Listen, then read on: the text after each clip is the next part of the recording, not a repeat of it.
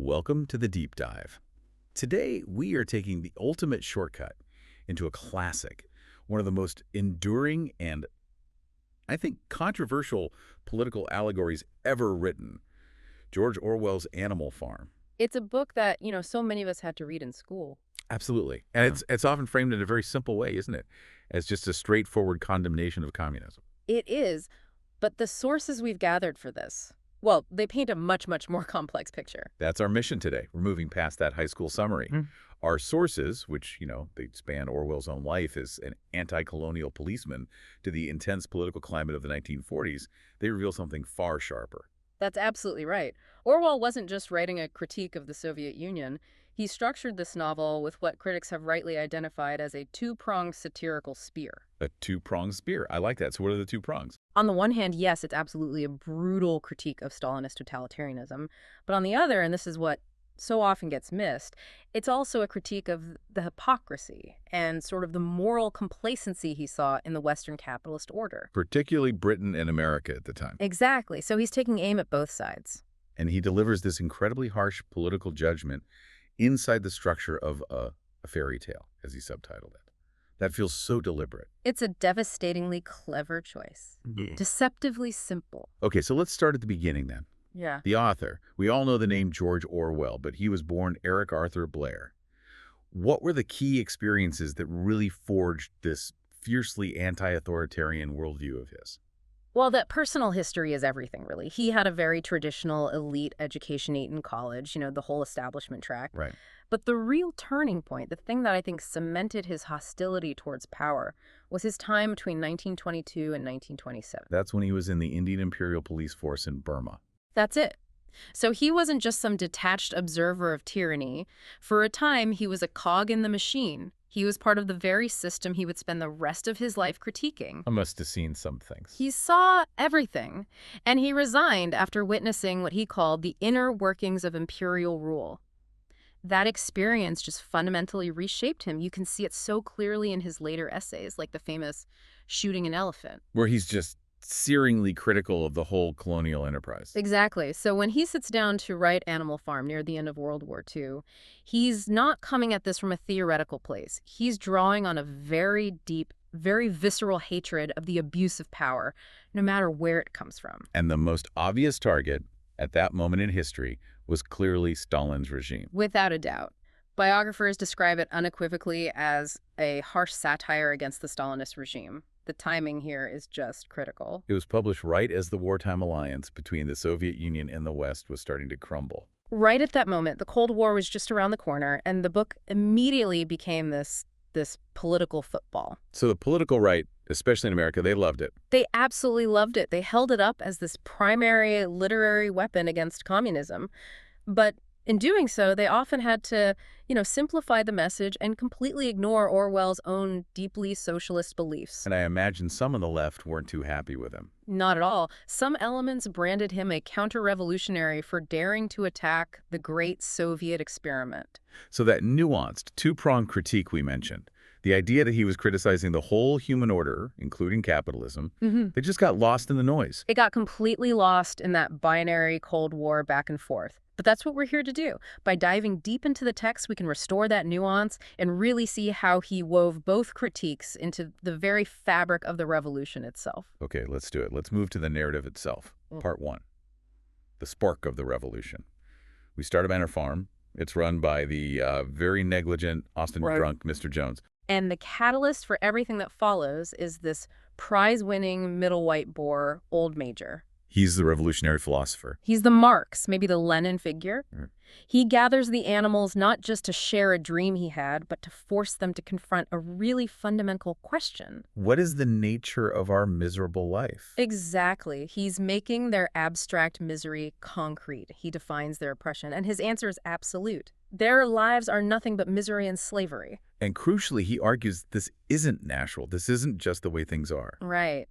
He points out that the land is fertile, the climate is good, their poverty isn't some law of nature, it stems directly and solely from the tyranny of man. So man becomes the single monolithic source of all evil. It's such a simple, powerful idea. Incredibly powerful, and the promise is just as simple. Get rid of man, and the fruits of your labor will be your own. Freedom and wealth will follow. It's a classic utopian promise. And he's convinced the uprising is inevitable, a matter of historical destiny. He is. He says it could happen in a week or it could happen in 100 years, but it will happen. And their duty is to prepare.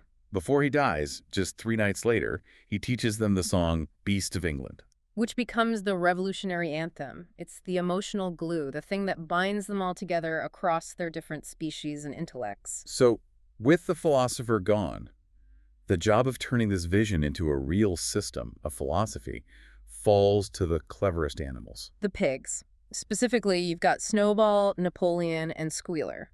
And they formalize Old Major's teachings into a complete system they call animalism. But their first big challenge isn't Mr. Jones. Yeah. It's the other animals. Yes, and the sources are really clear on this. The pigs were met with, and this is a quote, great stupidity and indifference at first. So it's not just ignorance, it's actual resistance. It's ideological resistance, yeah. It's rooted in comfort and tradition and just a lack of imagination.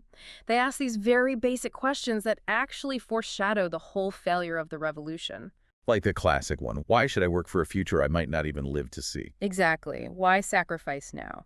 And you see this tension perfectly in the character of Molly, the white mare. The one who loves sugar cubes and ribbons. She represents that sort of bourgeois character, the one who is unwilling to sacrifice her small personal luxuries for some grand, abstract political goal. She actually asks Snowball, will there still be sugar after the rebellion? She does. Yeah. And she asks if she'll be allowed to wear ribbons in her mane. And Snowball, the idealist, the theoretician, has to be firm. He condemns ribbons as clothing, a mark of human slavery. A symbol of bondage. And the book notes she was not entirely convinced. It shows how even something as trivial as vanity can undermine revolutionary solidarity. And then on the other side of the ideological spectrum, you have Moses the Raven. Right. Moses represents organized religion. He's always spinning these tales about a promised land in the sky, a place called Sugar Candy Mountain. Where it's Sunday, 7 days a week. And Clover is in season all year round. The pigs, of course, hate him. He doesn't do any work. He just tells these distracting stories. And yet, some of the animals believe him. It speaks to that deep need for something more, for spiritual solace, even when you're being offered a materialist utopia. It does. The revolution has to fight against selfish comfort in Molly and spiritual distraction in Moses. It's a battle for hearts and minds from the very beginning. So when the revolution finally happens, it's not some grand, planned, ideological victory. No, it's completely spontaneous. It's an eruption of pure desperation. Mr. Jones gets drunk, forgets to feed the animals for a whole day. He's completely negligent. And when he and his men finally show up and start whipping the hungry animals, they snap. They attack as one. And the men are just completely taken by surprise. Utterly. They're driven off the farm in minutes. The uprising is a success born not of strategy, but of starvation. I can only imagine the pure joy of those first few hours. They own the farm. The text describes it as a kind of intoxication. They do a tour of the farmhouse, the seat of their oppression. But their idealism is still so pure at this point, they all agree. No animal should live in this house. And then comes the symbolic bonfire. The purging of the old world. They burn the whips, the reins, the dog chains, all the direct tools of their enslavement. And Molly's ribbons go into the fire, too. They do, as does Boxer's simple straw hat that he wore to keep the flies off his ears. It's a total rejection. They have achieved, in that moment, absolute physical freedom from man. The farm is theirs. The principles are pristine, and it's that purity that makes what comes next so tragic. Right. So now we enter the hard part, turning those ideals into a functioning society. And that first summer, the sources really highlight that it was a huge success. It was an incredible success. They brought in the biggest harvest the farm had ever seen. And they did it 2 days faster than Jones and his men ever had. Which, it empirically proves there's revolution's first premise, that free labor is more productive than slave labor. The animals were happier than they could have ever imagined. And the embodiment of this new spirit, this dedication, is Boxer, the enormous cart horse. Boxer is the heart of the revolution. He represents the purest spirit of the working class, strong, dedicated, simple, and just completely trusting. He adopts the slogan, "I will work harder." And he lives it. He gets up earlier than everyone else. He takes on the hardest jobs. His sheer effort shames some of the other animals into working harder themselves. He's the engine of that initial success. But while Boxer's doing all the physical work, the pigs, they take on a different role. The pigs don't do any physical labor. They direct and supervise the others, justifying it based on their, quote, superior knowledge. And that's the first crack in the foundation of animalism, the separation of labor. It's a fatal crack. They set up a governance structure with democratic meetings every Sunday. And the pigs, because they're the only ones who are fully literate, they're the ones who write the laws. The 7 Commandments, written on the barn wall. Inscribed by Snowball, who is the best writer. They also design the flag, green for the fields of England, with a hoof and horn symbolizing the future animal republic. And you see right away how literacy equals power.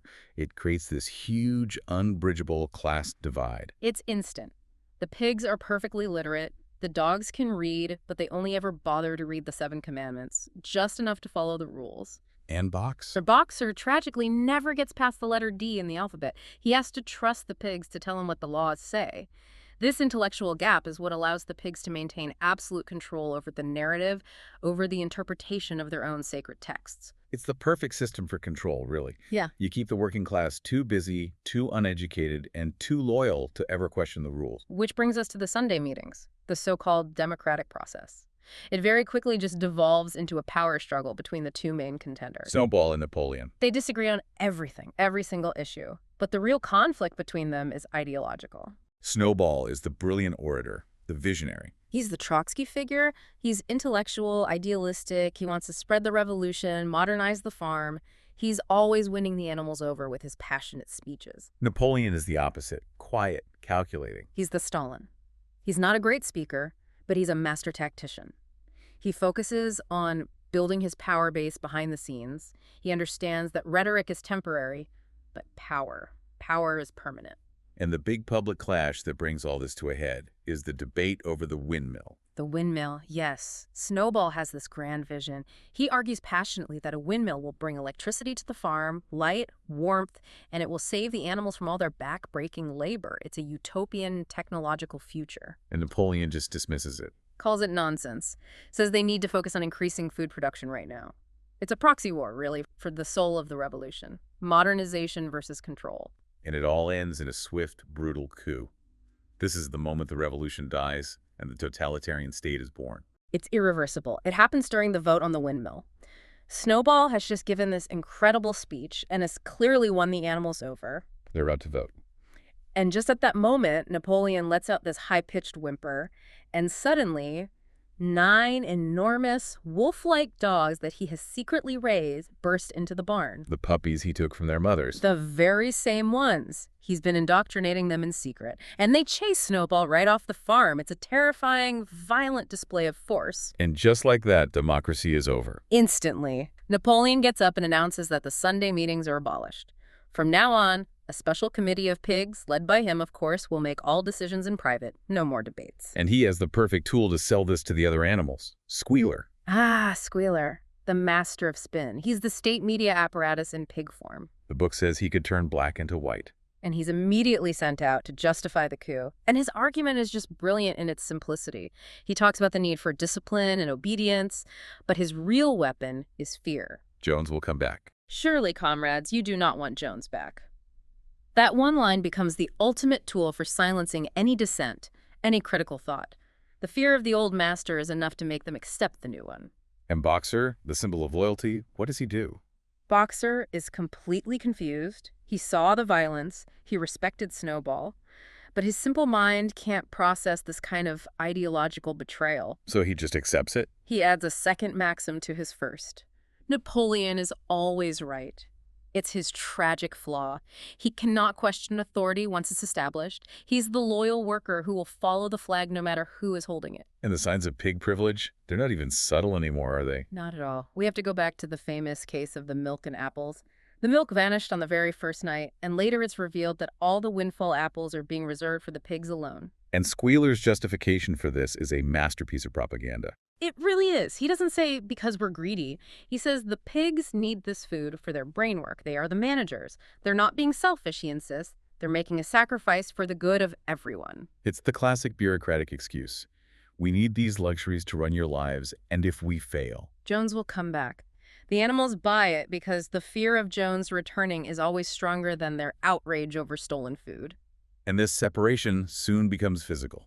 The pigs move into the farmhouse. Which is a direct violation of one of the original commandments. Clover, the mare, remembers this. She's uneasy. She is, and she asks Muriel the goat to read the rule on the barn wall. But it's been subtly changed. It no longer says, "No animal shall sleep in a bed." It now says, "No animal shall sleep in a bed with sheets." The addition of a single clause. And Squealer is right there to explain it away. He says a bed is just a place to sleep. A pile of straw is a bed. The real human invention, the real evil, was the sheets. It's the insidious corruption of law, not abolishing it, but twisting it with language until it means nothing. The law now serves the ruler. It doesn't limit him. Precisely. And the pace of that corruption just accelerates from here. So the Windmill Project, the very thing Napoleon called nonsense, is immediately resurrected after Snowball is gone. Of course it is. Now it's framed as Napoleon's own brilliant original idea that Snowball had stolen. It becomes a way to validate his supposed genius. But the work is immense. It's backbreaking. The animals have to drag these enormous stones up from the quarry. And Boxer, naturally, is the one driving the whole effort. He's getting up even earlier now, working himself to the bone. The windmill stops being a symbol of a brighter future and becomes a monument to their endless, exhausting labor. They're working harder for Napoleon than they ever did for Jones. Far harder. But they're still clinging to the belief that they're working for themselves. And this is when Napoleon's isolationist policy has to end. The farm isn't self-sufficient. He announces they have to start trading with the neighboring human farms. Which is another core tenet of animalism, completely shattered. He hires a human broker, a Mr. Whymper, to handle these external relations. And he's careful how he frames this, right? It's not about commerce. No. He frames it as a temporary, necessary evil to acquire urgently needed supplies for the windmill. The windmill's needs, he says, are above everything else. This is the point where the farm willingly re-engages with the human world it swore to destroy. And this brings us right back to that two-pronged satire you mentioned, the relationships with those neighboring farms. This is where Orwell's critique of the West really comes into focus. The farm is stuck between two major human powers, and Napoleon plays them off each other, just like the cynical realpolitik of the 1930s. On one side, there's Mr. Pilkington of Foxwood Farm. Pilkington's farm is large, old-fashioned, and a bit neglected. He represents the capitalist West Britain in the United States, a bit decadent, maybe lazy, but generally stable. And on the other side, Mr. Frederick of Pinchfield Farm. Frederick's farm is smaller but much more efficiently run. He's known to be shrewd and cruel. He represents Nazi Germany. So Napoleon, as the Stalin figure, is constantly shifting his allegiance between the capitalist West and Nazi Germany, based on nothing but short-term gain. It's a direct allegory for the cynical alliances of the era, like the Molotov-Ribbentrop Pact. Principles mean nothing. The pigeons, who were supposed to be spreading the gospel of revolution, are now just propaganda tools. Their message changes depending on the trade deals. One week, they're told to preach death to Frederick. The next, it's death to Pilkington.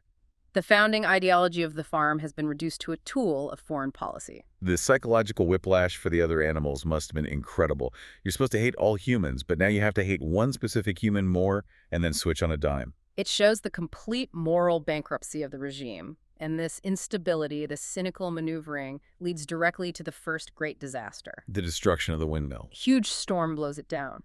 But of course, a dictator can never admit to a design flaw or an act of God.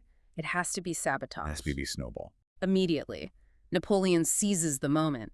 He declares Snowball is an enemy agent who crept in under the cover of darkness and destroyed their work.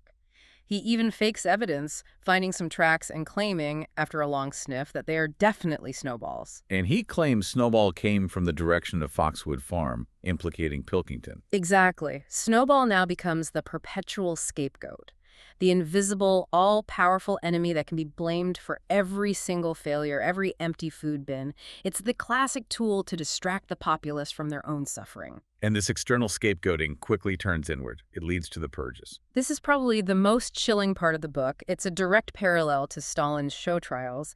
A horrific scene unfolds in the yard.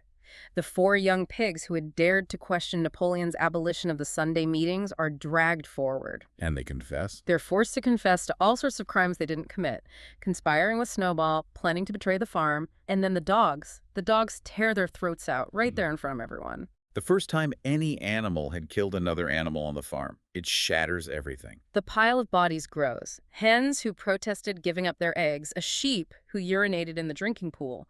They all confess to being agents of Snowball and are executed. The air is thick with the smell of blood. It's a reign of terror. And it forces another revision of the commandments. Clover again remembers the rule. No animal shall kill any other animal. But when Muriel reads it, it's been changed. It now reads, no animal shall kill any other animal without cause. Those two little words? They change everything. They render the law meaningless. Since Napoleon and his committee are the ones who define the cause, any execution is, by definition, justified. And even Boxer, who saw Snowball fight bravely at the Battle of the Cowshed, he starts to have doubts. He does. He expresses a moment of genuine confusion, and Squealer has to step in and perform this incredible act of historical revisionism. He convinces Boxer that his own memory is faulty, that Snowball's bravery was actually a trick, a secret signal to the enemy. He gaslights him. Completely. And Boxer, unable to trust his own mind over the state's official narrative, gives in. He just says, if Comrade Napoleon says it, it must be right. He chooses obedience over truth. And this is the peak of the personality cult around Napoleon. It is. Every good thing that happens is credited to him. A hen lays 5 eggs instead of 4. Thanks to the leadership of Comrade Napoleon. They have spontaneous demonstrations, which are actually mandatory parades celebrating his greatness. He's given all these ridiculous titles. Our leader, Comrade Napoleon, father of all animals, terror of mankind. A pig poet named Minimus is commissioned to write fawning poems about him. The entire culture of the farm is now dedicated to the worship of one individual. So after all this, the second windmill is finally finished, an incredible amount of labor. And Napoleon has to make his big economic move, selling the pile of timber. Right. And after playing Frederick and Pilkington against each other for months, he announces he's selling it to Frederick. To Nazi Germany. To the cruel, hated neighbor. He makes a great show of demanding payment in advance, in cash. 5-pound notes. He thinks he's played this brilliant diplomatic game. But his trust in Frederick is a little misplaced. It's fatally misplaced. 3 days after the timber is hauled away, the human broker, Whymper, comes running in, white as a sheet.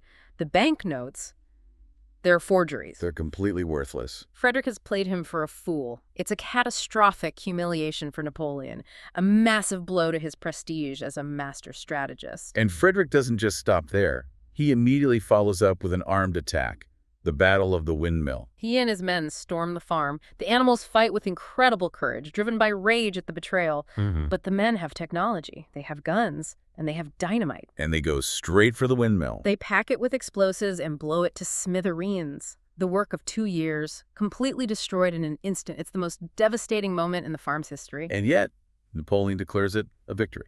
The ultimate act of gaslighting. He gathers the bleeding, exhausted, demoralized animals and proclaims a great victory because they've driven the men off their sacred soil once again. The fact that the windmill is gone is a minor detail. He even invents a new military decoration and awards it to himself. This cycle of endless work, betrayal, destruction, is just brutal. And it leads us to the final, most personal, most devastating betrayal of all. The story of Boxer. He's working on the third windmill now, rebuilding from scratch, and he finally collapses. His lung gives out. He's worked himself to death. He's old. He's weak. He's no longer useful to the state. Squealer appears, full of fake sympathy, and announces that Comrade Napoleon has made special arrangements for Boxer to be treated at the veterinary hospital in Willingdon. It sounds like an act of compassion. It's presented that way, but when the van comes to pick him up, Benjamin, the old cynical donkey who has never gotten involved, he suddenly starts screaming. He's the only one, besides the pigs, who can read fluently. And he reads the side of the van aloud for everyone to hear. It doesn't say veterinary hospital. It says Alfred Simmons, horse slaughterer, and glue doiler. They're sending him to the knacker's yard. They've sold him. The most loyal, dedicated, hardworking citizen of Animal Farm is being sold for dog food and glue. The one animal who embodied the spirit of the revolution is being liquidated for cash by the revolution's leaders. And Boxer hears this from inside the van. He hears Clover screams and starts kicking frantically at the door, but he's too weak. The van drives away and he's never seen again. And Squealer's explanation. Oh, it's another masterpiece. He tells the animals a sob story about being at Boxer's bedside. And the van. He says it was an unfortunate misunderstanding. The vet had recently bought the van from the knacker and just hadn't had time to paint over the old name yet. And the animals believe him. They want to believe him. The truth is too horrible. And then a few days later, a crate of whiskey is delivered to the farmhouse. The pigs have a loud, drunken party. The money they got for Boxer's life was spent on alcohol for the elite. It's the complete final corruption. It is. And after that, years pass. Life on the farm is hard. The animals are always cold, always hungry, always working. But they still hold on to one last shred of belief that they are free, that they work for themselves, not for man. But even that last belief is about to be destroyed. The pigs complete their transformation. One day, the animals see a terrifying sight. Squealer walking on his hind legs. And then the other pigs.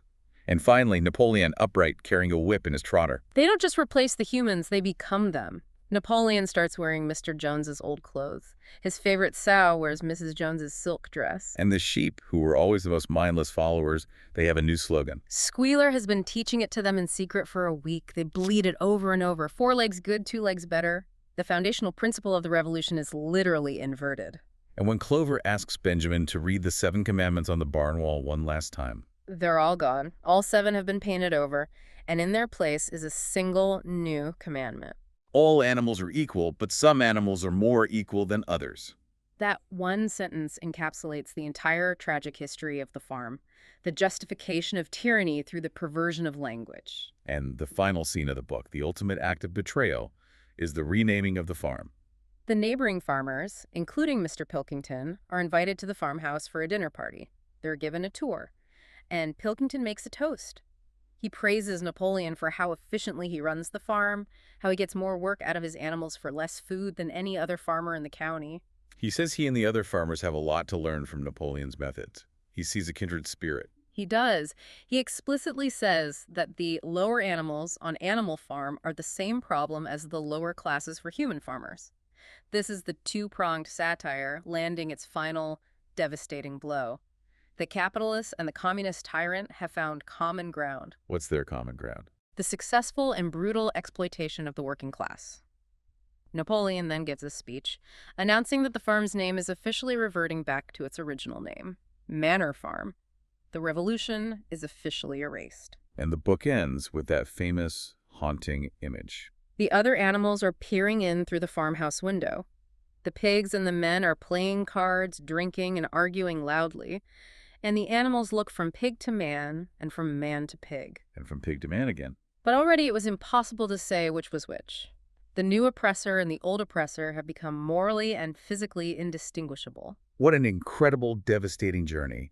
This deep dive really shows that the power of Animal Farm isn't just in its allegory for the Soviet Union.